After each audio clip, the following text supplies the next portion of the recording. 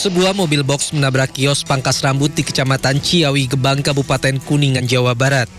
Kejadian berawal saat mobil box hendak keluar dari garasi di seberang kios pangkas rambut tiba-tiba hilang kendali hingga menabrak kios. Sopir mengaku salah menginjak pedal saat memundurkan kendaraan. Hantaman mobil sempat membuat panik lantaran tukang pangkas rambut tengah melayani pelanggan saat kejadian. Tidak ada korban jiwa dalam peristiwa itu, namun kerugian kedua belah pihak mencapai puluhan juta rupiah. Mobil pick-up dengan nomor polisi B9306 PCI diduga hilang kendali saat hendak keluar dari garasi konveksi yang tepat berada di seberang kios tukang cukur.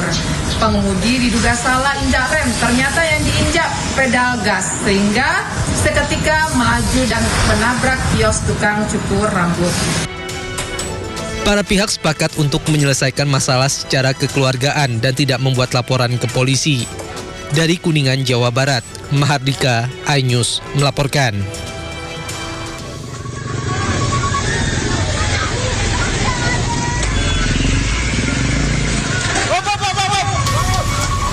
Inilah situasi saat sebuah truk kontainer menabrak 5 sepeda motor di Jalan Poros, Kecamatan Biringkanaya, Makassar, Sulawesi Selatan. 4 sepeda motor tergeletak di depan truk dalam kondisi rusak parah. Sementara 1 sepeda motor lainnya terjepit di bawah kolong truk akibat kerasnya benturan. Sejumlah korban yang menderita luka-luka langsung dievakuasi ke rumah sakit, sementara korban lainnya masih mengalami trauma akibat kejadian ini. Polisi langsung melakukan olah TKP dan mengevakuasi seluruh kendaraan yang terlibat kecelakaan di posko unit laka lantas.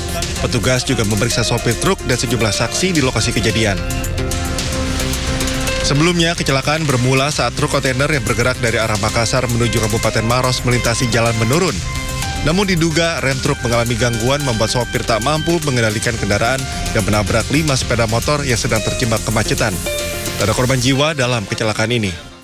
Itu mobil dari turunan, dari belakang. Saya dengar kelesung. Nah, pas mau balik ke belakang, nggak bisa mi pantana motorku ya, buat saya diriku. Untung-untungnya lompat ke kiri, sendiri ke kanan. Nggak bisa mi juga, karena banyak kendaraan. Hingga kini polisi masih mendata jumlah pasti korban yang dirawat di 2 rumah sakit berbeda. Dari Makassar, Sulawesi Selatan, Wahyu Ruslan, iNews melaporkan.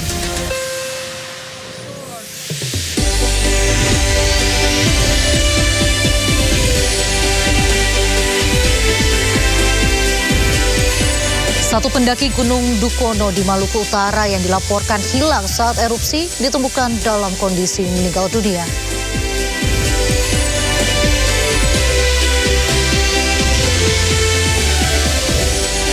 Kejaksaan Agung lelang hasil rampasan kasus korupsi mulai dari kendaraan mewah hingga tas bermerek di Car Free Day Sudirman, Jakarta.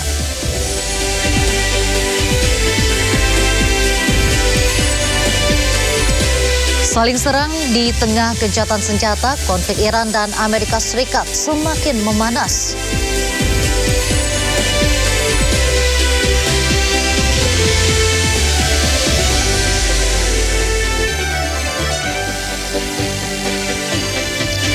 Halo pemirsa, konflik Iran dan Amerika Serikat semakin panas.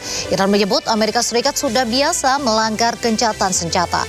Di sisi lain, Amerika Serikat menyebut serangan mereka ke Iran sebagai serangan untuk membela diri. Bersama saya, Raisa Nadia, Anda menyaksikan Sido Sore. Pemirsa, korban tewas akibat terbakarnya bus ALS usai bertabrakan dengan truk tangki BBM di Musirawas Utara, Sumatera Selatan bertambah menjadi 18 orang. Saat kejadian, korban menumpang bus ALS untuk bekerja di rumah makan di Bukit Tinggi.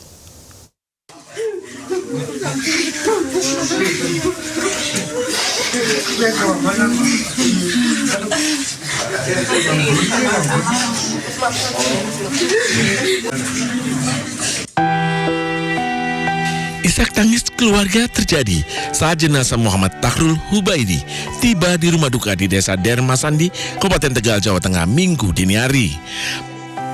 Pria 31 tahun ini merupakan satu dari 18 korban tewas akibat terbakarnya bus ALS usai bertabrakan dengan truk tangki BBM di Musirawas Utara, Sumatera Selatan.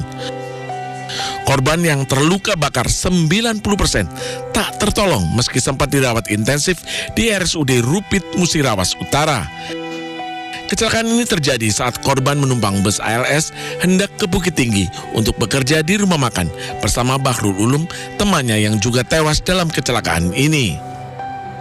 Ngabari bahwasanya Mas Tahrul itu kecelakaan di perjalanan menuju ke Bukit Tinggi. Tuh, setelah dikabari, saya mengabari kakaknya Mas Tahrul, Mas Map. Tuh. Dan dari keluarga kami ya merasa shock semua. Dah bisa lagi Pak, dah terkejar lagi itu. Dari hasil olah TKP Polda Sumatera Selatan, sopir bus ALS diduga kelelahan saat kejadian bus oleng ke kanan karena sopir diduga menghindari jalan berlubang. Dari Tegal, Jawa Tengah, Unibar iNews melaporkan. Diduga dipicu kebocoran gas, sebuah indekos di Mamuju, Sulawesi Barat meledak. Akibatnya seorang penghuni kos mengalami luka-luka dan dilarikan ke rumah sakit. Sebentar macam tuh kayaknya.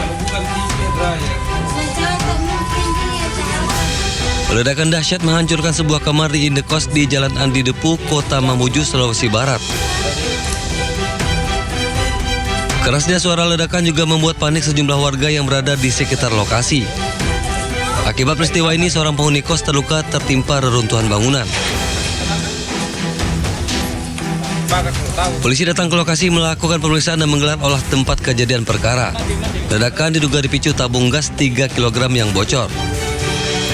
Hasil olah TKP memang pemicunya terkait dengan adanya tabung gas yang bocor sehingga pada saat kamar kos ini tertutup, dalam kamar ini mengendap gas sehingga begitu mungkin diperkirakan ada bunga api atau pada saat dimulai dinyalakan AC-nya, disitulah terjadi ledakan. Korban luka dibawa petugas ke rumah sakit untuk penanganan medis. Dari Mamuju, Sulawesi Barat, Frendi iNews melaporkan.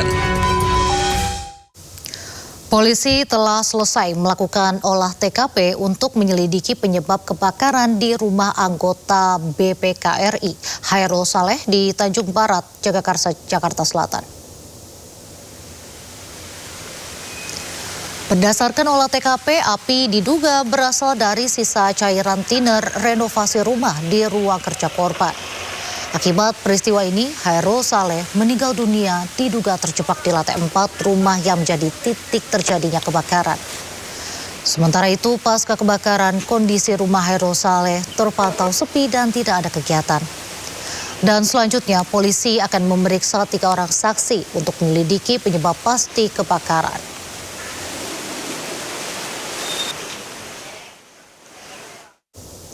Sebelumnya pemirsa, anggota BPKRI Hairul Saleh meninggal dunia saat kebakaran melanda rumahnya di kawasan Jagakarsa, Jakarta Selatan. Saat kebakaran terjadi, Hairul Saleh sedang menerima tamu di ruang kerjanya.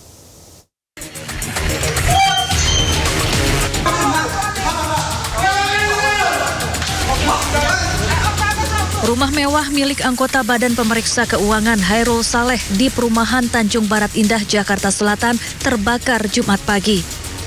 Api menghanguskan lantai 4 rumah. Warga setempat berupaya memadamkan api. Setelah petugas damkar tiba di lokasi, si jago merah berhasil dijinakan.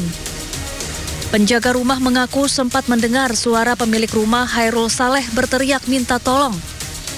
Namun naas, korban tak bisa diselamatkan dan meninggal dunia. Saat kejadian, korban tak sendiri. Namun ia sedang bersama rekan kerjanya. Usai peristiwa ini tersiar, keluarga dan kerabat bertakziah ke rumah duka, termasuk sejumlah tokoh dan pejabat. Polisi kemudian menggelar olah tempat kejadian perkara untuk mencari penyebab pasti kebakaran. Polisi juga memeriksa sejumlah saksi termasuk rekan kerja korban yang bertamu ke rumah korban. Polisi menyebut luas kebakaran di ruang kerja korban mencapai 80%. Diduga api berasal dari sisa-sisa thinner bekas renovasi rumah. Dari Jakarta, tim liputan iNews melaporkan. Gagalkan pencurian motor, Brigadir Polisi Arya Supena, anggota Intelkam Polda Lampung tewas ditembak. Kedatangan jenazah korban disambut tangis histeris istri dan 2 anaknya.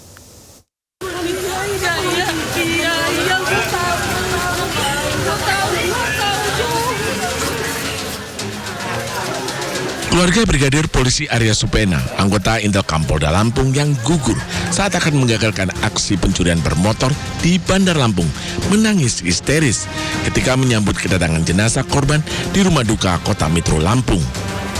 Almarhum Brigpol Arya Supena dikenal sebagai sosok pria penyayang dan rajin beribadah. Ia gugur meninggalkan seorang istri dan 2 anak yang masih kecil. Atas kepergiannya, keluarga mendesak kepolisian dapat segera menangkap para pelaku. Mewakili keluarga besar, sudah barang tentu kami minta pelakunya segera mungkin ditangkap, kemudian diadili seadil-adilnya. Dan saya juga berharap dari pihak kepolisian mungkin dengan peristiwa ini bisa menindak tegas terutama para begal atau maling motor dan sebagainya. 2 orang pelaku curanmor saat ini masih terus dilakukan pengejaran dan sudah dibentuk tim khusus dari Jatanras Polda Lampung bersama Jatanras Polresta Bandar Lampung dan dari Polsek ya. Mohon doa dari teman-teman semuanya, mudah-mudahan kita bisa segera menangkap pelakunya.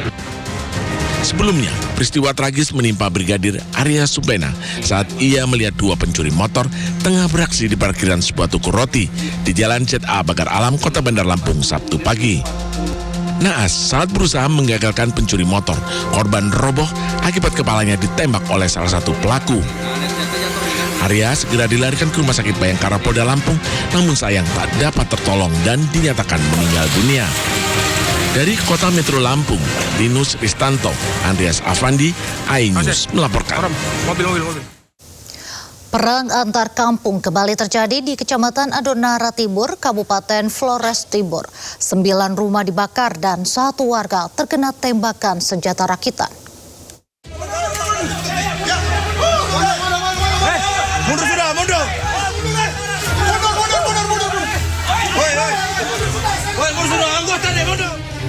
Bentrokan pecah antara warga desa Waiburak dan dusun Lewonara serta desa Narasausina di Kecamatan Adonara Timur, Kabupaten Flores Timur. Informasi beredar menyebutkan bahwa sebelum bentrokan terdengar 3 kali ledakan bom rakitan di belakang pos Lewonara. Sejumlah warga memprovokasi dengan menuduh aparat yang bertugas membiarkan warga dusun Bele menyembunyikan bom rakitan di belakang pos pengamanan. Akibat bentrokan ini 9 rumah warga dibakar dan 1 orang terkena tembakan senjata rakitan. Perang antar kampung ini menggunakan bom molotov dan senjata rakitan, dan hingga saat ini aparat masih berjaga-jaga di lokasi bentrok. Aparat Brimob juga mengamankan bom rakitan yang siap diledakkan. Dari Kabupaten Flores Timur, Nusa Tenggara Timur, Joni Nura, iNews melaporkan. Informasi berikutnya pemirsa, 1 pendaki Gunung Dukono di Halmahera Utara, Maluku Utara yang dilaporkan hilang saat erupsi telah ditemukan dalam kondisi meninggal dunia. Pencarian 2 pendaki WNA asal Singapura terus dilakukan.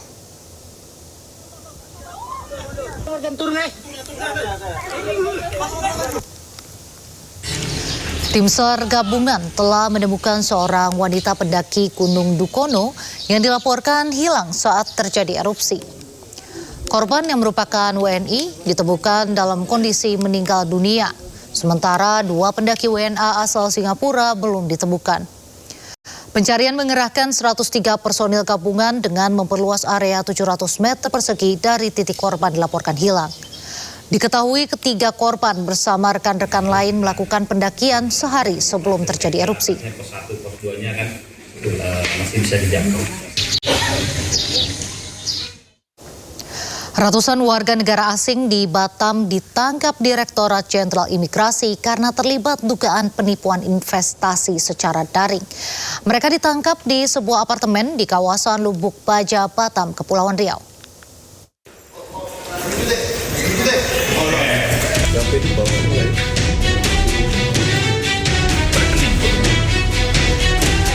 ...210 WNA dari Vietnam, Tiongkok, dan Myanmar digerebek petugas imigrasi Batam di sebuah apartemen.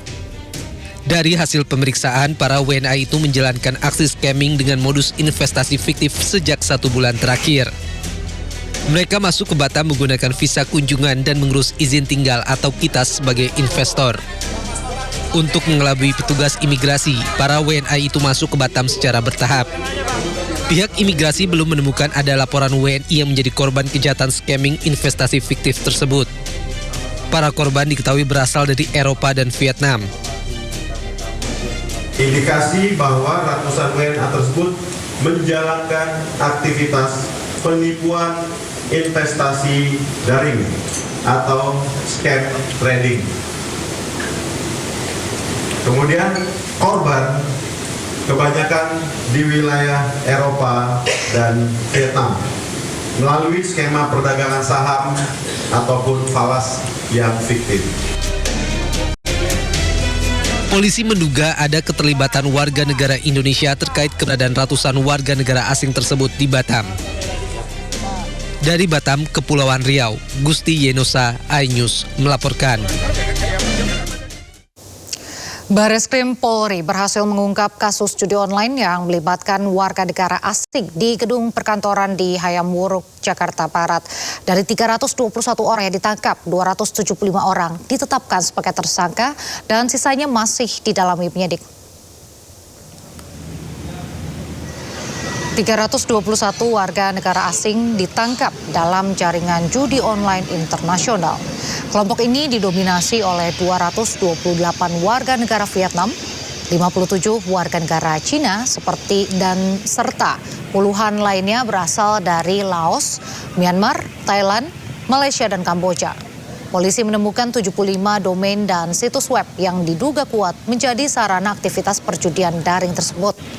Polisi bersama Kementerian Imigrasi terus melakukan pemeriksaan intensif serta analis digital forensik untuk melacak aliran dana dan pusat server jaringan komunikasi pelaku.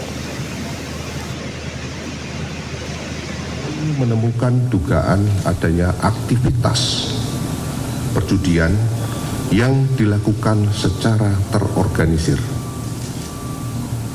dan melibatkan warga negara asing dari berbagai macam negara. Para pelaku kami tangkap dalam keadaan tertangkap tangan, dalam arti para pelaku sedang melakukan operasional ataupun kegiatan daripada judi online. Dari para pelaku yang berhasil kita amankan, jumlahnya mencapai 321 orang. Petugas menggagalkan upaya penyelundupan sejumlah satwa hidup asal Thailand di Bandara Internasional Soekarno-Hatta. Satwa eksotis itu disembunyikan pelaku di dalam kaos kaki dan legging yang dikenakannya.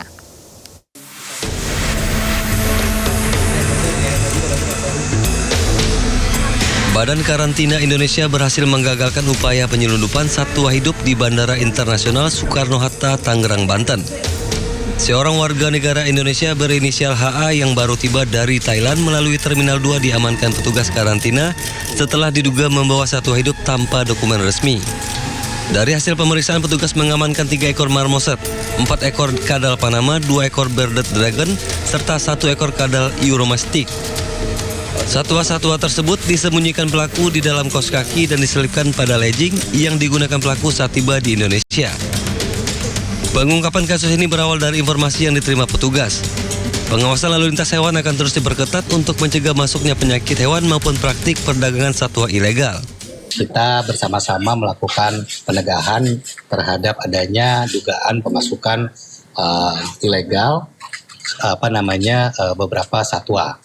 Nah, satwa ini memang kita dalam sistem karantina, tadi saya bilang lalu lintas itu biasa-biasa saja, boleh semuanya. Tapi memang harus dijamin kesehatannya. Petugas juga mengimbau masyarakat untuk mematuhi seluruh ketentuan karantina dalam membawa hewan dan tumbuhan. Atas perbuatannya, pelaku terancam pidana penjara paling lama 10 tahun dan denda maksimal 10 miliar rupiah. Dari Tangerang, Banten, Hasnugara, iNews melaporkan. Kabar gembira datang dari dunia konservasi satwa liar Indonesia. 2 ekor anak harimau Sumatera lahir di Lembaga Konservasi Lembah Hijau, Bandar Lampung. Kelahiran ini menjadi penting sebagai upaya melestarikan satwa langka yang kian terancam punah. Bahkan kedua induk harimau merupakan satwa korban jerat pemburu liar yang berhasil diselamatkan.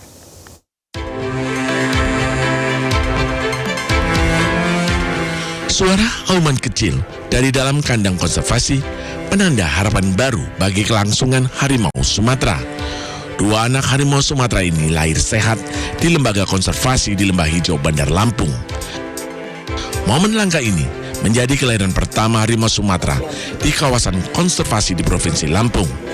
Aktivitas 2 anak harimau terekam kamera pengawas tim perawat satwa. Kedua anak harimau ini merupakan hasil perkawinan Kiai Batua dan Atu Sinta. 2 harimau yang sama-sama pernah menjadi korban keganasan pemburu liar. Sehingga 1 kaki keduanya harus diamputasi.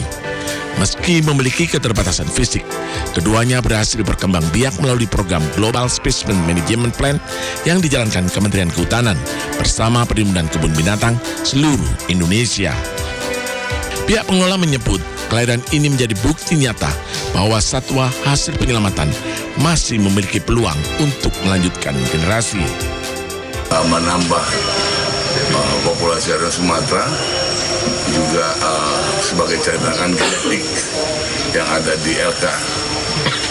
Kelahiran ini juga merupakan suatu keberhasilan dari sebuah program Kementerian Kehutanan melalui program GSMP, Global Species Management Plan, khusus untuk harimau Sumatera.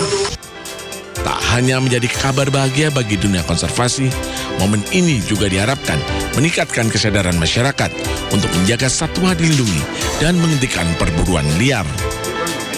Dari Bandar Lampung, Andreas Afandi, iNews melaporkan. Kita ke informasi selanjutnya, pemirsa. Kejaksaan Agung memamerkan barang lelang hasil rampasan kasus korupsi di kegiatan Car Free Day di Jalan Jenderal Sudirman, Jakarta. Barang lelang yang dipamerkan diantaranya ada mobil sport Ferrari dan sepeda motor Harley Davidson.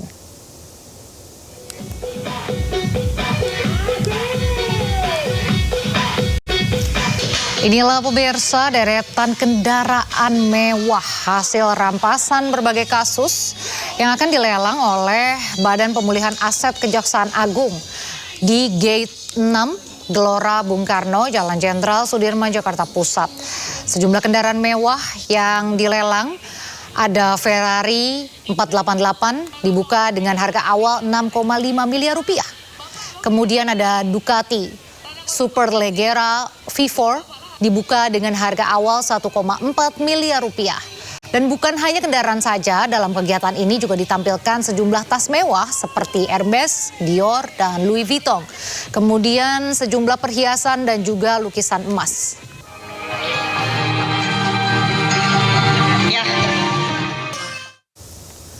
Hari Bebas Kendaraan atau Car Free Day di kawasan Jalan HR Rasuna Said, Kuningan, Jakarta Selatan hari ini resmi dimulai. Warga menyambut antusias dengan memadati kawasan Kuningan. Tempat aktivitas warga Jakarta di Minggu pagi bertambah luas. Setelah Jalan Sudirman Tamrin, pemerintah Provinsi Jakarta kini memperlakukan Hari Bebas Kendaraan di sepanjang kawasan Kuningan, Jakarta Selatan. Warga menyambut antusias dengan berolahraga atau sekedar berrekreasi akhir pekan.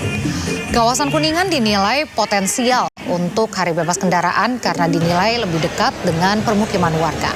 Gubernur Jakarta Pramono Anung memastikan kegiatan Car Free Day di kawasan HR Rasuna Said, Jakarta Selatan akan diberlakukan secara rutin pada 1 Juni 2026.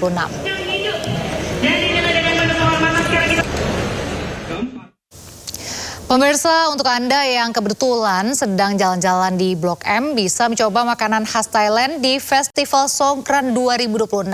Selain makanan khas Thailand, makanan Nusantara pun tersedia.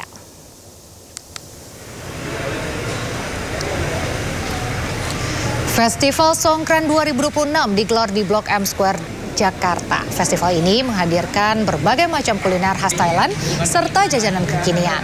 Kuliner khas Thailand yang dihadirkan pun bermacam-macam, mulai dari nasi goreng nanas Thailand hingga dessert khas Thailand seperti mango sticky rice dan Thai tea dong chape yang cocok untuk menyegarkan tubuh di tengah cuaca panas. Namun buat pengunjung yang belum kenyang dengan makanan Thailand, festival ini juga menghadirkan makanan khas Indonesia.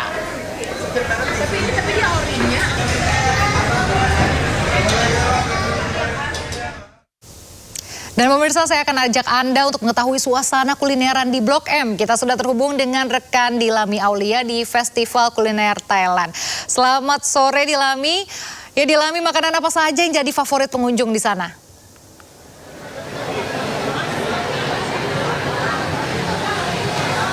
Halo, selamat sore Nadia dan juga pemirsa. Sekarang saya lagi ada di negara Blok M yang penuh dengan kuliner. Nah, kalau saat ini saya lagi ada di lobi Berlian karena saat ini sedang ada festival namanya Songkran Food Festival ya. Di mana di sini ramai sekali, banyak orang mulai dari remaja hingga orang tua dan juga keluarga yang membawa anak-anak mereka untuk pergi jalan-jalan berkuliner di kawasan Blok M ini. Nah, dia dan juga pemirsa karena mengusung tema Songkran ya, jadi banyak sekali makanan Thailand seperti yang ada di samping saya nih Nadia. Ini ada banyak sekali, mulai dari Thailand salad roll, kemudian ada cheese spicy noodle Thailand roll. Jadi semua bumbu-bumbunya ini menggunakan bumbu Thailand dan langsung didatangkan dari negeri Bangkok nih Nadia juga pemirsa. Kita akan coba, ini salah satu menu favoritnya, ini Thailand salad roll. Mbak, boleh aku mau beli satu porsi. Ini kalau satu porsi berapa harganya nih Mbak? 60.000. 60.000. Iya. Oke, siap. Kita mau beli satu porsi, tapi kita mau langsung coba ya Nadia dan juga pemirsa. Mbak, boleh saya minta hand glove-nya? Nih, kita akan coba. Udah dibayar ya Nadia ya. Dan saya akan coba untuk makan Thailand salad roll. Katanya favorit banget nih di sini. Oke, boleh Mbak. Ini Thailand salad roll ini, Nadia dan juga pemirsa kalau bisa saya tunjukkan, ini tuh di dalamnya ada selada, kemudian udang, ada bihun juga. Ini dibalut dengan pepper rice ya Mbak ya. Dan yang paling enak makannya sama saus sambalnya dari khas Thailand juga ini ya.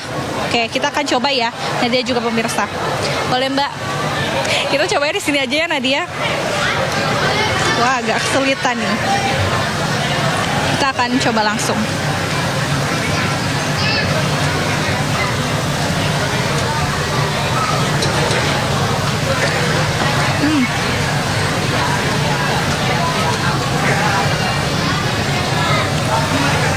Rasanya pedas, kemudian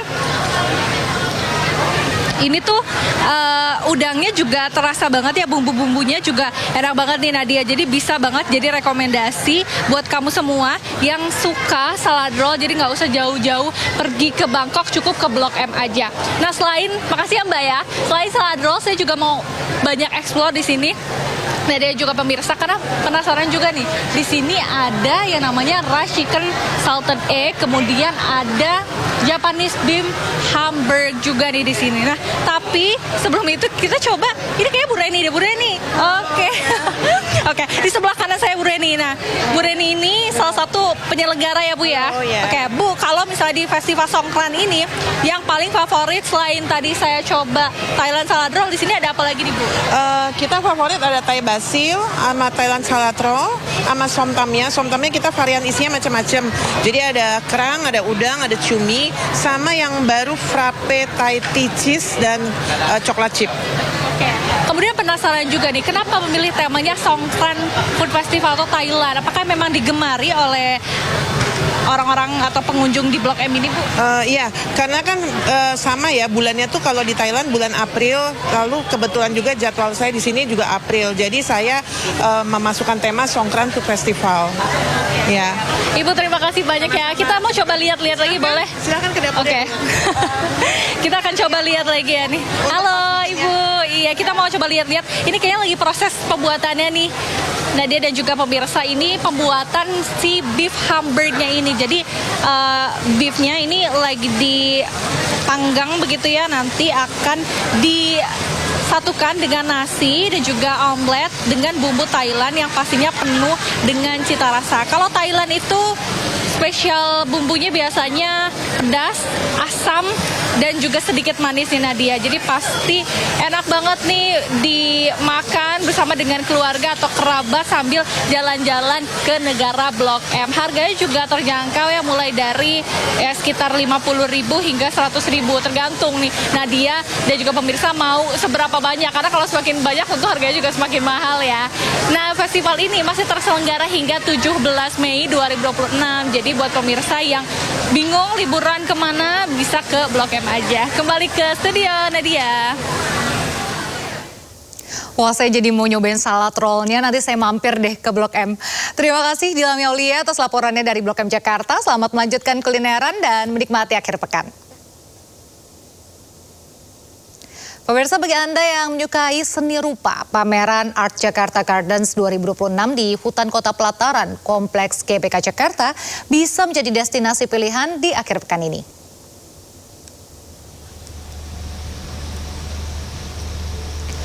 Art Jakarta Gardens 2026 merupakan pameran seni di ruang terbuka yang menampilkan perpaduan seni rupa kontemporer dan landscape urban. Ada 31 patung dan berbagai koleksi dari 26 galeri seni di Indonesia dan Asia yang dipamerkan dalam gelaran ini. Bagi Anda yang tertarik berkunjung, Art Jakarta Gardens 2026 masih akan berlangsung hingga pukul 9 malam nanti.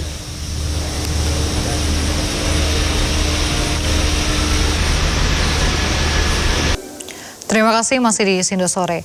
Pemirsa, konflik Iran dan Amerika Serikat semakin memanas. Iran menyebut Amerika Serikat sudah biasa melanggar gencatan senjata. Sementara Amerika Serikat menyebut serangan mereka ke Iran sebagai serangan untuk membela diri.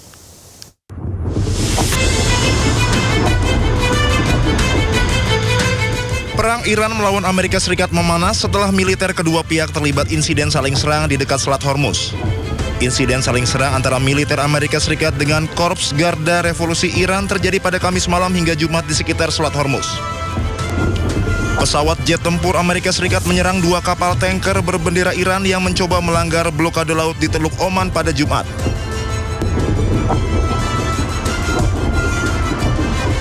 Amerika Serikat juga menyerang fasilitas militer Iran di pesisir pada Kamis.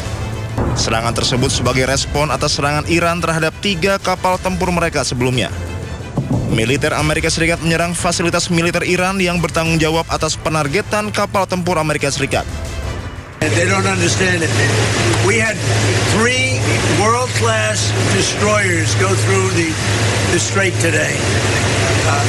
Any other country, under the circumstances, wouldn't have shot missiles at it and drones at it, and these stupid boats that came at it. They got blown away in about 2 minutes. Their tanker got blown. You know what we did with the tanker? We didn't want to create an environment, so we shot out the rudder, and the tanker's going around, spinning around in circles. They should not have done that today. We thought they might, we didn't know, but we were prepared. They shot missiles, every missile was knocked down, every drone was knocked down, and the people that shot it are no longer with us. Meskipun Amerika Serikat mengklaim serangan mereka sebagai serangan membela diri, namun pemerintah Iran mengklaim Amerika Serikat telah melakukan pelanggaran gencatan senjata. Iran juga menyebut mereka telah melancarkan serangan balasan dan menyatakan situasi kini telah terkendali. این که جدید نیست. آمریکا همیشه در رویکرداش هم نقض داشته، هم رفتاراش متناقض بوده. الان هم چیز جدیدی نیست. متاسفانه همیشه در رفتارهاش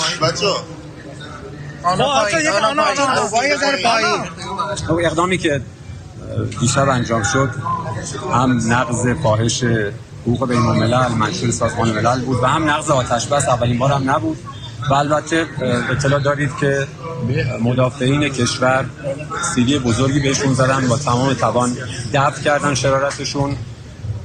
بنابراین همزمان که ما در وضعیت اسمی آتش بس قرار داریم، نیروهای مسلح ما با تمام توان هم آمادگی دارن و هم با دقت رصد میکنن هر جا هم که لازم باشه. ایران پاسخ داده حمله دیشبو؟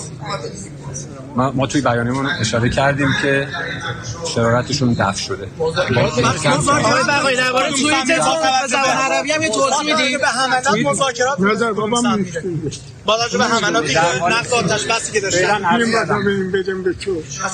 کماکان موضوع در دست بررسی است. هر وقت به نتیجه نهایی رسیدیم حتما اعلام خواهیم کرد. Iran menuduh Amerika Serikat telah menyerang 2 kapal mereka di dekat Selat Hormuz.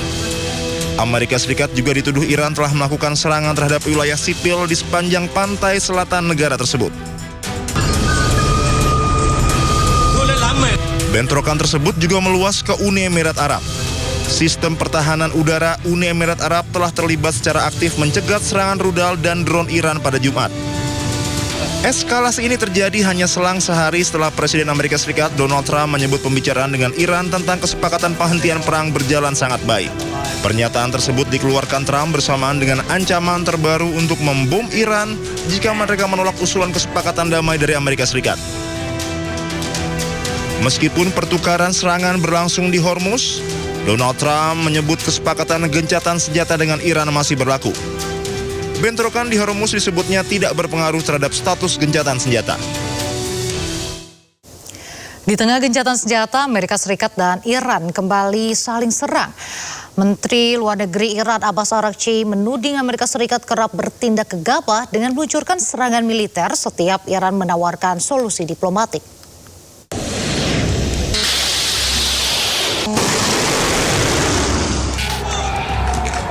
Memasuki pekan ke-10, perang di Timur Tengah kembali memanas.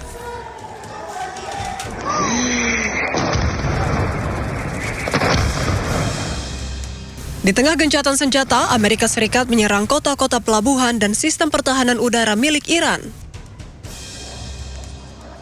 Iran pun menuding Amerika Serikat melanggar hukum internasional dengan menyerang di tengah gencatan senjata. Melalui akun resmi media sosial X, Menteri Luar Negeri Iran Abbas Araghchi mengatakan setiap Iran menawarkan solusi diplomatik, AS justru bertindak gegabah dengan meluncurkan serangan militer.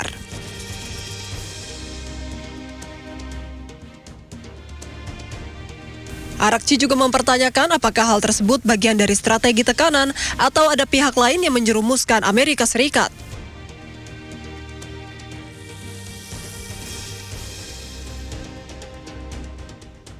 Ia pun menegaskan apapun alasannya, rakyat Iran tidak akan pernah tunduk pada tekanan AS.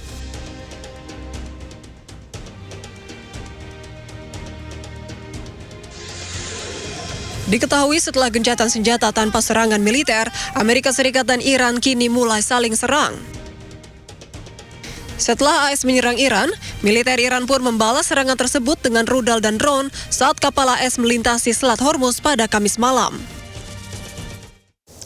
Amerika Serikat ancam akan meluncurkan serangan nuklir ke Iran jika Iran tidak segera menyepakati perjanjian damai.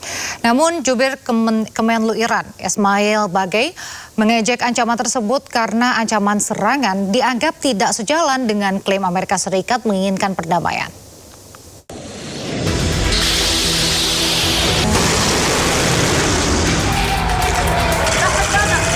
Tegangan di Timur Tengah belum juga mereda meski sudah melewati tahap negosiasi antara Amerika Serikat dan Iran di Islamabad pada bulan April lalu. Hingga kini Amerika Serikat dan Iran belum mencapai kesepakatan damai.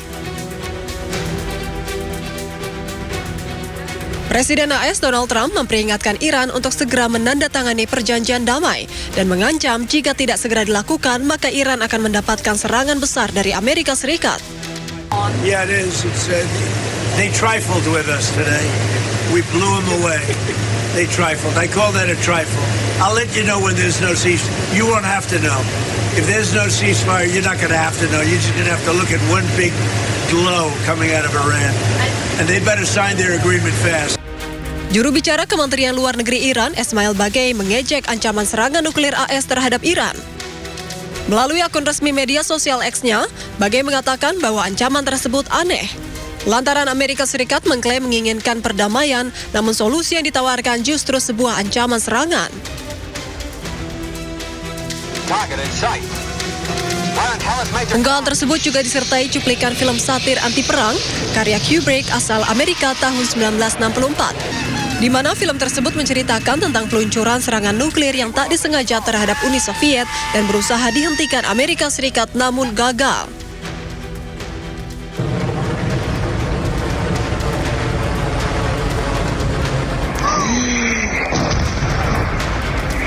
Diketahui kini Amerika dan Iran mulai saling serang.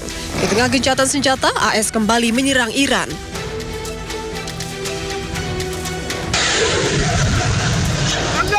Dan militer Iran pun membalas serangan tersebut dengan rudal dan drone. Sementara itu, mantan kepala kontraterorisme Amerika Serikat Joe Kent sebut Presiden Amerika Serikat Donald Trump tidak memiliki pilihan yang bagus untuk keluar dari perang Iran. Selain itu, Kent mengatakan bahwa perang Amerika-Israel melawan Iran tidak mungkin berakhir di meja perundingan. Can't have a nuclear weapon to zero enrichment, and we keep seeing variations of this rear its head, and the Iranians every time say zero enrichment. That's like we're not going to do that. That's a non-starter for us. They'll play around and they'll go back and forth on levels of enrichment, and I think we have a real discussion to be had there with the Iranians to include how we observe it, etc. But also the way that the Israelis played their hand at the beginning of the war was very, very smart. The way they got us on board for the decapitation strike, they took out the supreme leader and then continued to kill more moderates and continued to kill more negotiators. The Israelis did this because they understand American politics better than we understand Israeli politics. They knew at some point in this war, past the 30-day mark, the president would be under political pressure to just end it. So by killing the moderates and basically making sure that they have the FDD negotiators as part of our team and the poison pills always get put into the negotiating deals, that this war basically, there's no way that it can actually end via an agreement. And so the president's only options will be to escalate. Ketegangan di Selat Hormuz yang kian meningkat diduga berdampak terhadap kapal tanker yang menyebabkan tumpahan minyak di laut. Citra satelit Eropa menangkap visual tumpahan minyak seluas 71 km persegi di Selat Hormuz dekat Pulau Karkik.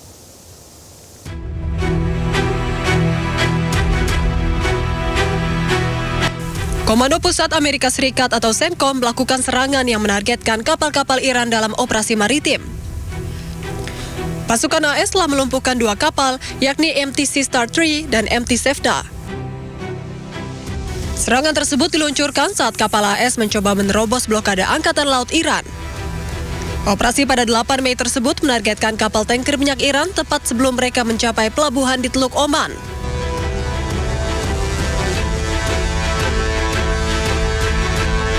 Citra satelit Eropa menangkap visual tumpahan minyak seluas 71 km persegi di Selat Hormuz dekat Pulau Kark yang merupakan pusat ekspor minyak utama di Teluk Persia.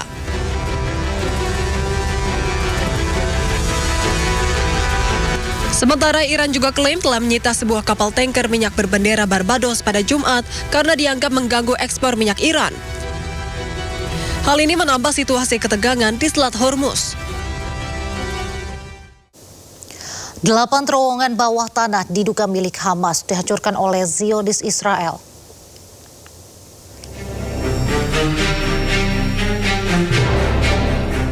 Pasukan Zionis Israel menghancurkan 8 terowongan bawah tanah yang diduga milik pejuang Hamas di Gaza, Palestina. Penghancuran terowongan ini untuk mempersempit gerak pejuang Hamas di Gaza yang gencar melakukan perlawanan terhadap penjajah Israel. Sejak perjanjian gencatan senjata pada Oktober 2025 lalu, pasukan teroris Israel telah berulang kali melanggar dan menyerang warga sipil Palestina hingga menyebabkan ribuan orang syahid.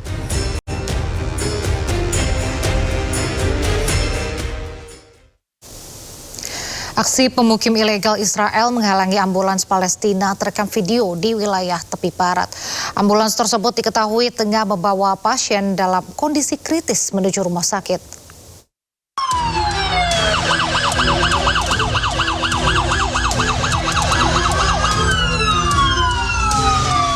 Inilah rekaman yang menunjukkan seorang pemukim ilegal Israel sengaja menghalangi ambulans Palestina di sebuah jalan di wilayah selatan Nablus tepi barat. Ambulans ini diketahui sedang membawa seorang pasien yang dalam kondisi kritis untuk mendapatkan penanganan medis di rumah sakit. Ambulan tersebut tetap melaju, namun jalurnya terus dihambat oleh kendaraan pemukim ilegal Israel yang berada tepat di depannya. Aksi ini menambah daftar rangkaian kekejian yang dilakukan pemukim ilegal Yahudi di tepi barat Palestina.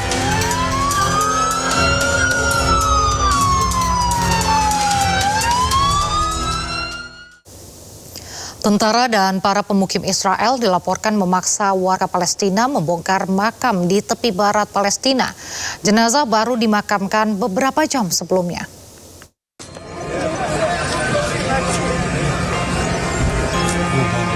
Warga Palestina berkumpul di area pemakaman di desa Asa-Asa, Selatan Jenin, tepi barat Palestina. Pasukan teroris Israel bersama para pemukim ilegal Yahudi memaksa warga setempat menggali kembali makam seseorang yang baru dimakamkan pada hari yang sama. Usai dibongkar, jenazah kemudian terlihat digotong oleh sejumlah warga meninggalkan area pemakaman, namun belum diketahui kemana jenazah akan dipindahkan. Insiden ini kembali menambah catatan kejahatan kemanusiaan yang dilakukan penjajah Israel di wilayah tepi barat Palestina. Pemirsa, Israel melanggar perjanjian gencatan senjata dengan terus menyerang sejumlah titik di Gaza, Palestina.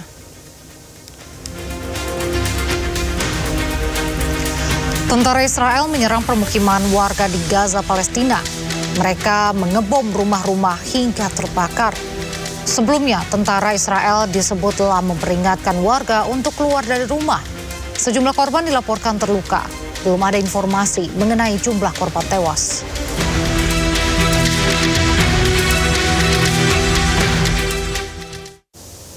Sementara itu, situasi di kota Hebron, tepi barat Palestina memanas setelah tentara Israel memperketat penjagaan.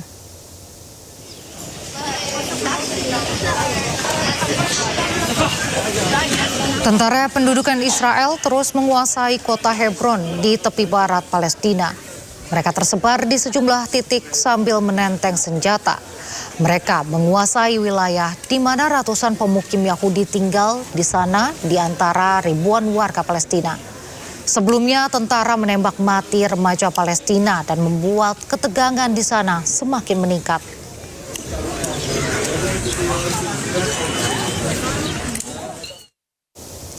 Pejuang Hizbullah terus menggempur pasukan Zionis Israel yang ingin menduduki wilayah Lebanon Selatan. Serangan rudal dan mortir diluncurkan ke sejumlah wilayah.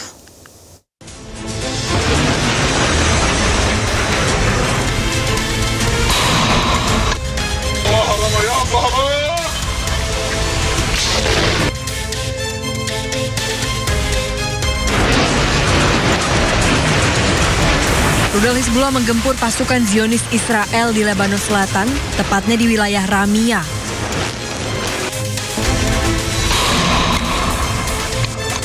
Bom mortir pejuang Hizbullah juga terus menghujani pasukan militer Zionis Israel di wilayah Lebanon Selatan, di mana pada serangan ini Hizbullah menargetkan kumpulan kendaraan milik Zionis Israel.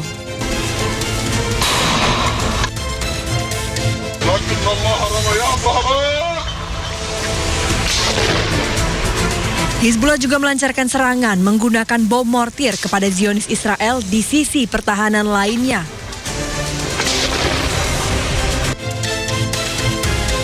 Selain itu, drone milik pejuang Hizbullah tampak menyerang tank Merkava milik Israel.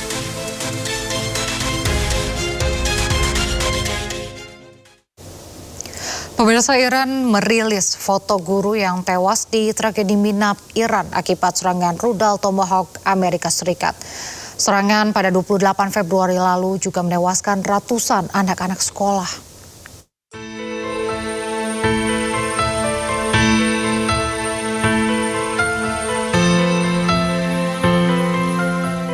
Iran merilis 26 foto guru yang tewas akibat pasca serangan Amerika Serikat dan Israel di Minab pada 28 Februari lalu.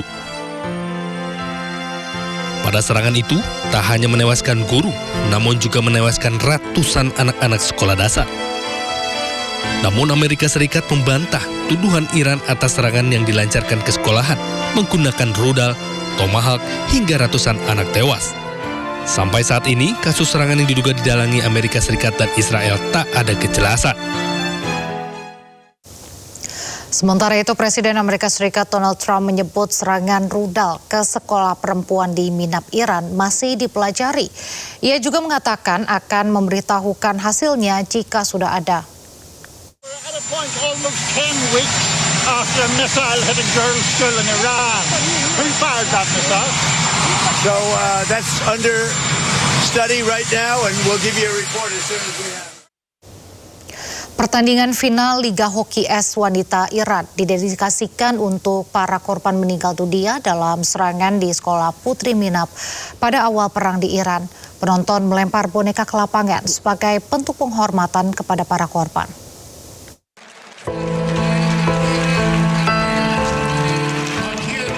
Pertandingan final Liga Hoki Es Putri Iran diliputi suasana haru.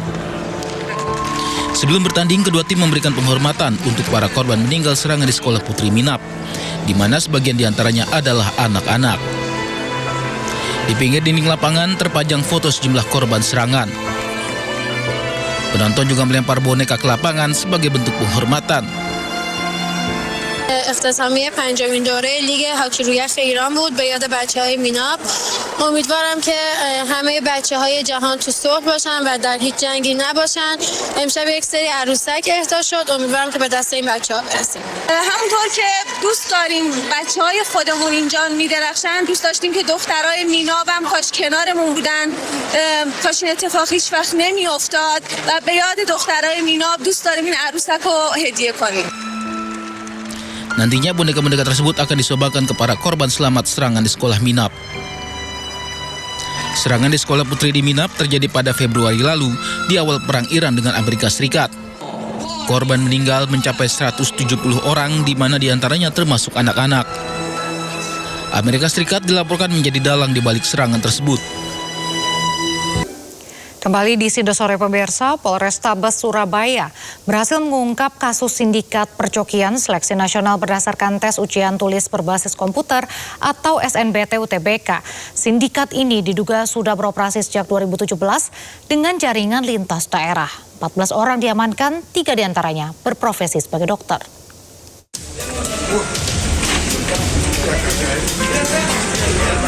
Inilah 14 tersangka sindikat joki SNBT UTBK yang digelandang masuk ke Mako Polrestabes Surabaya.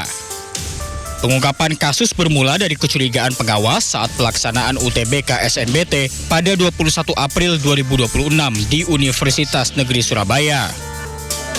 Pengawas mencurigai seorang peserta menemukan kesamaan foto dengan data ujian tahun 2025. Saat pemeriksaan lanjutan terhadap kartu tanda peserta dan ijazah SMA menemukan ketidaksesuaian pada foto dalam dokumen administrasi. Kemudian pihak ketiga mencoba menghubungi atau mengkonfirmasi ijazah tersebut ke SMA di mana ijazah diterbitkan. Hasilnya ternyata bahwa untuk identitasnya betul seluruhnya, kecuali fotonya. Jadi fotonya ternyata berbeda. Hasil interogasi pihak kepolisian dari 14 tersangka sindikat perjokian yang ditahan, 3 diantaranya seorang dokter aktif yang berpraktek di luar kota Surabaya. Para pelaku berbagi peran, mulai dari pemberi order, klien, hingga pihak-pihak yang bertugas sebagai pemalsu identitas seperti KTP. Dari Surabaya, Jawa Timur, Nur Syafi'i, iNews melaporkan. Joki dari SNBT UTBK yang berhasil diamankan polisi mengaku mendapatkan bayaran ratusan juta rupiah. Mayoritas kliennya adalah seseorang yang ingin masuk perguruan tinggi negeri di Fakultas Kedokteran. 150. Ini fakultas apa aja? Kedokteran semua. Satreskrim Polrestabes Surabaya, Jawa Timur terus mengembangkan kasus sindikat perjokian ujian tulis berbasis komputer seleksi nasional berbasis tes atau UTBK SNBT. Kamu idenya dari mana awalnya itu? Lebih bagus, ceritakan saja. Kalau enggak pun kita gali semua. Berapa kali kamu jokin? Dari 2023 itu 6 kali. 6 kali? Lulus semua. Kamu yang bikin format ini? Iya, saya yang bantu ngedit. KTP maupun pesan. Pengakuan tersangka kepada polisi, mayoritas klien yang menggunakan jasanya ingin masuk ke perguruan tinggi negeri dengan Fakultas Kedokteran. Biayanya pun fantastis, kisaran 500 hingga 700 juta rupiah. Bagi joki yang meloloskan ke Fakultas Kedokteran, mereka mendapatkan imbalan 75 juta rupiah. Atau tersangka utama itu menerima pemberi order atau menerima klien lah istilahnya seperti itu sebanyak kurang lebih 150. Tetapi sampai dengan hari ini kita terus lakukan pendalaman dan sampai dengan saat ini sudah kita temukan data pemberi order yang sudah terdata dan sudah kita bisa kumpulkan identitasnya itu sebanyak 114 orang. Nama-namanya sudah didapatkan dan kita akan terus dalami. 14 tersangka yang diamankan memiliki profesi yang berbeda, mulai dari mahasiswa, dokter, pengusaha laundry, dan ahli desain atau pembuat identitas palsu. Dari Surabaya, Jawa Timur, Nur Syafi'i, iNews melaporkan. Tim Seleksi Nasional Penerimaan Mahasiswa Baru atau SNPMB menegaskan akan memberikan sanksi tegas bagi pelaku kecurangan UTBK. Peserta yang terbukti menggunakan jasa joki terancam masuk daftar hitam. 150. Sanksi berat diberikan sebagai efek jerah bagi seluruh pihak yang terlibat dalam praktik perjokian UTBK. Peserta yang terbukti melakukan kecurangan akan di-blacklist dari proses penerimaan mahasiswa baru. Sedangkan pelaku joki yang masih tercatat sebagai mahasiswa aktif terancam dikeluarkan dari perguruan tinggi. Langkah tegas ini diambil setelah terungkapnya kasus komplotan joki UTBK di Surabaya yang melibatkan peserta mahasiswa berprestasi hingga ASN. Dalam pengungkapan kasus ini, mayoritas kecurangan diketahui terjadi pada peserta yang memilih program studi kedokteran. Agar supaya ini tidak terulang, maka sanksi tegas atau efek jerah ini harus diberikan. Bahwasannya misalnya peserta itu akan kita blacklist gitu, kemudian bagi pelaku joki yang masih tercatat sebagai mahasiswa aktif, itu bisa saja dikeluarkan dari kampus. Pak Joki kebanyakan menyasar ke jurusan kedokteran gitu? Iya, ya, karena memang saat ini jurusan kedokteran dianggap masih sebuah jurusan yang bergengsi, menjanjikan masa depan yang lebih baik, makanya lebih dari 90% kasus kecurangan yang berkaitan joki itu pemilihnya prodi kedokteran. Kita beralih ke informasi lain, pemirsa. Menteri Agama Nasaruddin Umar angkat bicara terkait kasus dugaan pelecehan di pondok pesantren di Pati, Jawa Tengah. Saat ini Kementerian Agama fokus melakukan pembenahan untuk mencegah kasus serupa kembali terulang.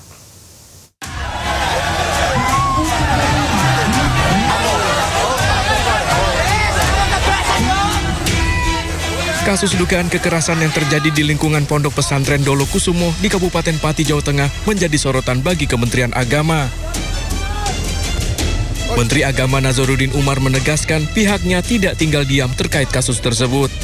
Saat ini Kementerian Agama tengah fokus melakukan pembenahan secara menyeluruh terhadap sistem dan pengawasan di lingkungan lembaga pendidikan agama.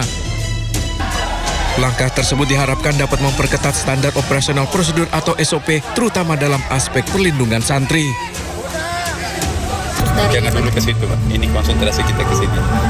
Ya sedang kita adakan pembenahan.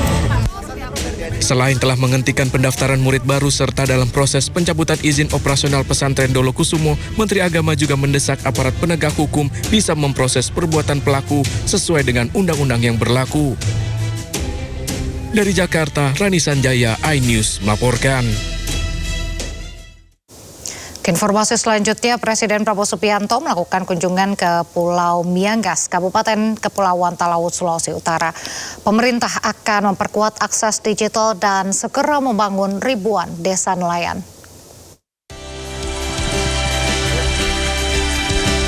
Dalam kunjungannya di Pulau Miangas, Kabupaten Kepulauan Talaut, Sulawesi Utara, Presiden Prabowo Subianto menyebut akan segera membangun 1.386 desa nelayan.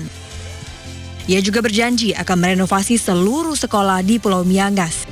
Selain itu, pemerintah akan memperkuat akses digital masyarakat di Pulau Miangas, Kabupaten Kepulauan Talaut, Sulawesi Utara. Saya datang ingin lihat keadaan di Pulau Miangas, pulau terluar Republik Indonesia di paling utara, Saya presiden kedua yang sudah ke Miangas. Pak Jokowi sudah sebelumnya.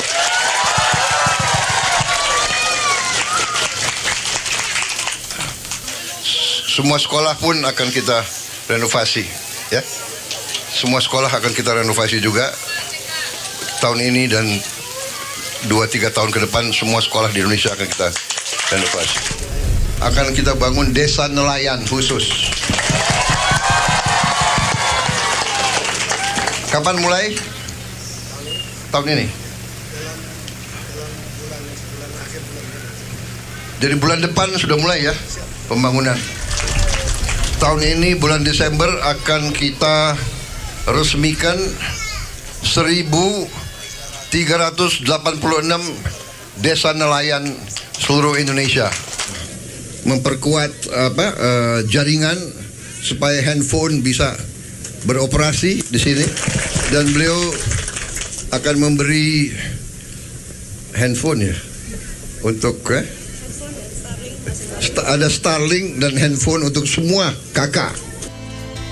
Dengan adanya penguatan konektivitas ini, masyarakat Miangas diharapkan lebih mudah berkomunikasi, mengakses layanan publik, hingga memperoleh informasi secara lebih cepat.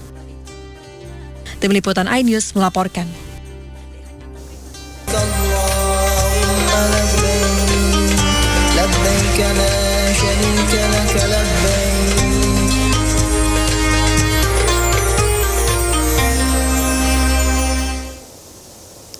Pemirsa, ratusan jemaah lansia mengikuti kegiatan senam bersama di area pemondokan Mekah.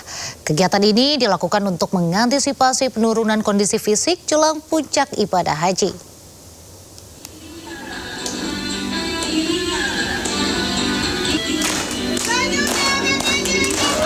Dipandu langsung oleh petugas dari layanan lansia dan disabilitas, gerakan ringan ini dirancang untuk menjaga kebugaran otot dan keseimbangan tubuh agar jemaah tetap prima menghadapi fase armusna. Sejumlah gerakan senam lansia ini berfokus pada peregangan sendi dan pernafasan. Metode peregangan disusun dengan intensitas rendah agar aman dan mudah diikuti oleh jemaah yang memiliki keterbatasan gerak. Rutinitas ini diharapkan mampu menjaga imunitas sekaligus melepaskan ketegangan psikologis jemaah selama masa tunggu wukuf.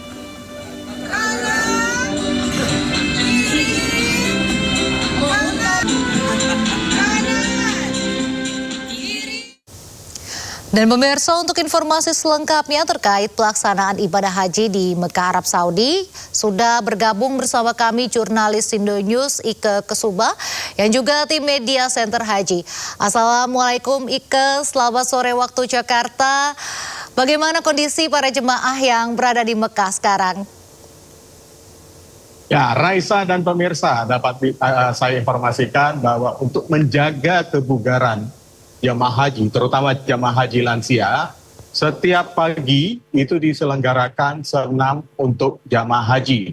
Hal ini untuk meregangkan otot-otot jamaah yang telah melaksanakan ibadah, banyak melaksanakan ibadah, terutama umroh wajib, kemudian juga umroh sunnah dan ibadah lainnya di Masjidil Haram. Selain itu, senam peregangan ini juga akan membuat jamaah lebih rileks sehingga dapat mengantisipasi ketegangan psikologis yang akan dialami jamaah mengenai masa tunggu puncak haji yang akan digeser sekitar pada tanggal 25 Mei mendatang. Nah, terkait dengan persiapan masa puncak haji, petugas haji Arab Saudi, yaitu dari Satuan Tugas Armusna, selalu mengecek kesiapan yang ada di Padang Arafah, Musdalifah, dan Mina. Dari hasil pemantauan, persiapan untuk di Arafah, karena tenda-tendanya baru dibangun, sudah disiapkan dan hampir berjalan 90%. Tinggal penataan untuk kasur dan fasilitas lainnya. Nah, untuk fasilitas yang akan didapatkan oleh jamaah, selain untuk memberikan kenyamanan bagi jamaah, fasilitas itu juga telah dipantau mengenai ketebalan kasur, bantal, dan juga tembok yang dipasang di atas padang pasir di Arafah tersebut. Selain itu juga kesiapan yang tenda-tenda jamaah yang berada di Mina. Raisa.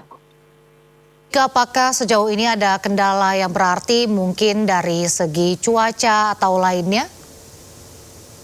Ya, untuk kendala untuk cuaca pada siang hari saat ini di kisaran 40 sampai 43 derajat Celcius, di mana saya saat ini berdiri menunjukkan cuaca 40 sampai 43 derajat Celcius. Dan ini kami mengimbau dari tim media center dan juga petugas haji mengimbau kepada jamaah, terutama jamaah lansia dan disabilitas, untuk mengurangi ibadah pada siang hari ke Masjidil Haram. Lebih baik ibadah itu dilakukan pada pagi hari, umpamanya untuk sholat subuh di Masjidil Haram, atau setelah sholat asar untuk menunaikan ibadah sholat maghrib sampai isya di Masjidil Haram, sehingga paparan sinar panas saat ini di Kota Makkah dapat dihindari oleh jamaah. Selain itu kami juga mengimbau kepada jamaah untuk selalu membawa air minum dan rutin meminum 4 teguk setiap 5 menit. Atau kalau seandainya dirasa terlalu dekat jarak waktunya setiap 5 menit, bisa per 10 menit dengan minum 10 teguk. Sehingga jamaah tetap terjaga terhidrasi dengan baik. Selain itu, terkait dengan jumlah jamaah yang telah masuk di Arab Saudi, saat ini keberangkatannya telah 100 jamaah dari 328 kloter telah tiba di Saudi. Dan 85.027 jamaah diantaranya telah tiba memasuki Kota Mekah. Sehingga Kota Mekah dan Masjidil Haram menjadi tempat pusat ibadah jamaah haji tentu saja akan sudah tampak padat pada saat ini. Raisa. Baik, terima kasih Ika Kesuba melaporkan langsung dari Mekah, Arab Saudi. Semoga ibadahnya lancar dan sehat selalu. Pemirsa, jemaah haji Indonesia gelombang 2 diimbau untuk menggunakan kain ihram sejak berada di embarkasi. Kebijakan ini memudahkan proses miqat sebelum mendarat dan memangkas waktu persiapan di bandara.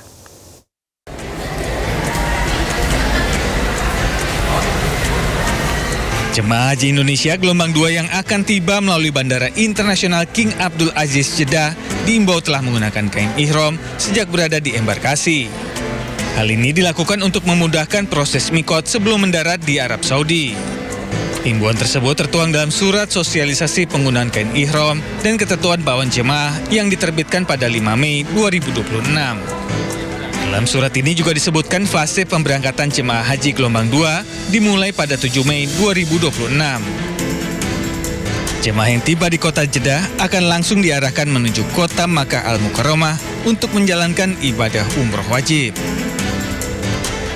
Layanan kepada jamaah haji, perbedaannya kalau di Bandara Jeddah nanti kan jamaah haji sudah diminta berikhram sejak dari embarkasi. Mereka turun dari pesawat itu sudah kondisi berikhram dan mereka harusnya sudah berniat umroh sejak di Yalamlam. Tetapi nanti teman-teman dari pembimbing ibadah, dari Bimbat Daker nanti yang juga harus mengingatkan kembali kepada jamaah untuk berniat dan untuk mengecek kembali syarat sahnya berikhram. Para ketua kloter gelombang 2 diminta aktif memastikan jemaah telah memakai kain ihram. Adapun niat ihram dengan miqat dapat dilakukan ketika di pesawat atau di Bandara Jeddah. Dari Jeddah, Arab Saudi, Eti Juwitesari, iNews melaporkan. Tim Satgas Operasi Armusna bersama Media Center Haji terus menyisir dan mengevaluasi kesiapan infrastruktur di Arafah dan Mina secara maraton. Langkah ini dilakukan agar para jemaah bisa beribadah dengan khusyuk dan nyaman selama fase puncak haji.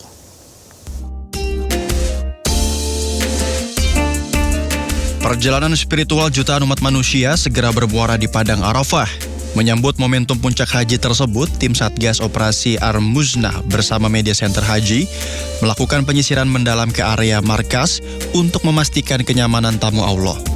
Dari lorong-lorong gang antar tenda, kamera pengintai atau CCTV terpasang rapat untuk memastikan keamanan jemaah terpantau 24 jam. Memasuki ruang dalam tenda, hamparan karpet tebal menyambut langkah kaki jemaah. Sebelum dilapisi karpet, permukaan tanah gurun pasir Arafah ditutupi oleh struktur lantai tambahan yang cukup tebal guna memastikan permukaan tetap rata dan menghalau hawa panas dari bawah. Kenyamanan ekstra juga terlihat dari tumpukan kasur busa baru yang nantinya akan digunakan oleh jemaah.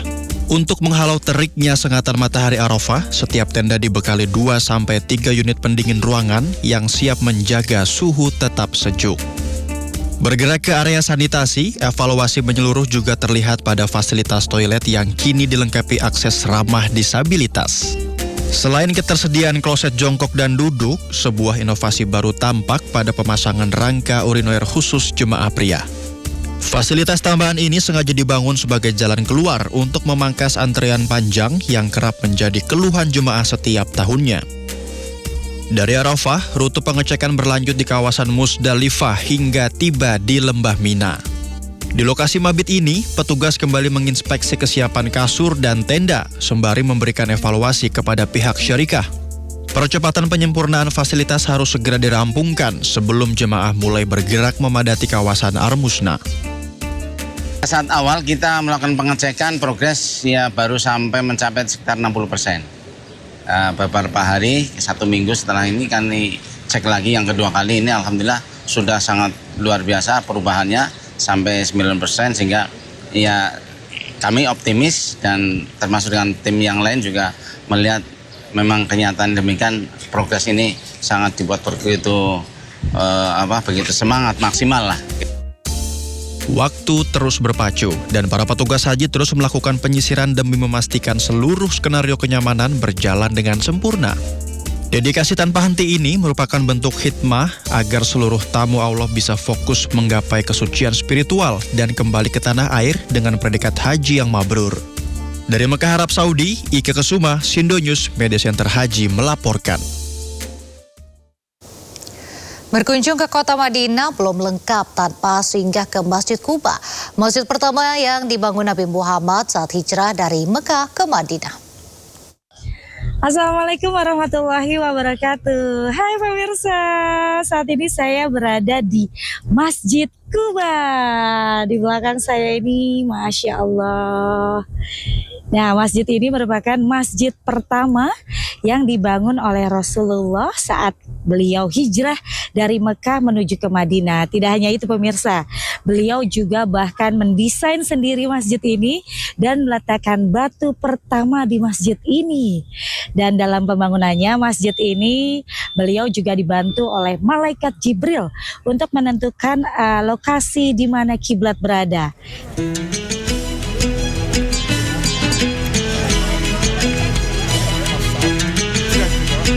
Masjid Quba berdiri sekitar 5 km dari Masjid Nabawi dan dikenal sebagai masjid pertama yang dibangun Nabi Muhammad pada tahun 622 Masehi.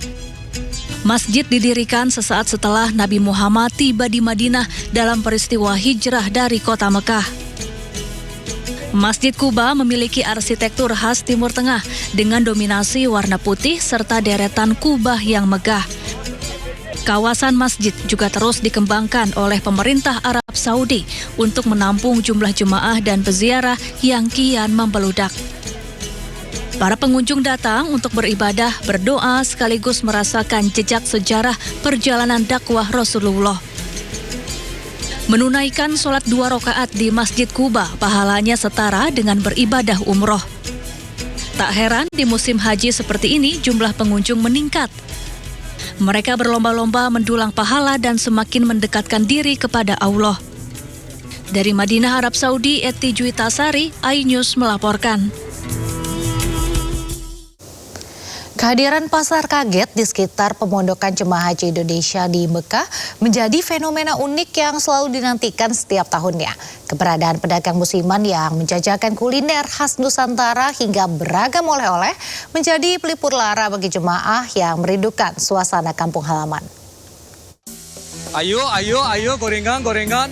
Di sini telur, bubur kacang hijau, bubur sum, dadar gulung, onde, kelopor, risol, telur balado, kangkang, ubi ada. Suasana mendadak ramai dan akrab terlihat di pelataran hotel pemondokan jemaah haji Indonesia di kawasan Makkah saat para pedagang mulai menggelar lapaknya. Dengan fasih berbahasa Indonesia, para pedagang musiman ini menawarkan beragam kebutuhan harian jemaah di pagi hari selepas mereka merampungkan ibadah. Daya tarik utama pasar yakni lapak kuliner yang menjajakan aneka kue basah seperti gorengan hingga bakso panas yang menggugah selera. Tak pelak kehadiran masakan lokal ini terbukti ampuh mengobati kerinduan pada masakan rumahan.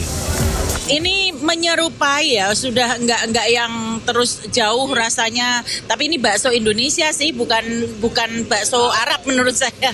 Ini baksonya bakso Indonesia. Jadi ya lumayan mengobati rasa kangen masakan Indonesia. Tak hanya urusan perut, pasar kaget ini juga menjadi surga belanja mini bagi jamaah yang enggan pergi jauh ke pusat perbelanjaan. Beragam cenderamata seperti abaya, peci, perhiasan, hingga kurma dan coklat dijajakan melimpah di lokasi ini. Tradisi tawar-menawar pun berjalan cair layaknya transaksi di tanah air. Normal aja ya. Iya, orang uang di sini kan beda sama di Indonesia. Kemudahan logistik di pasar kaget ini membuat jemaah lebih efisien memanfaatkan waktu mereka fokus beribadah ke Masjidil Haram. Dari Makkah, Arab Saudi, Ika Kusuma, Sindu News TV melaporkan.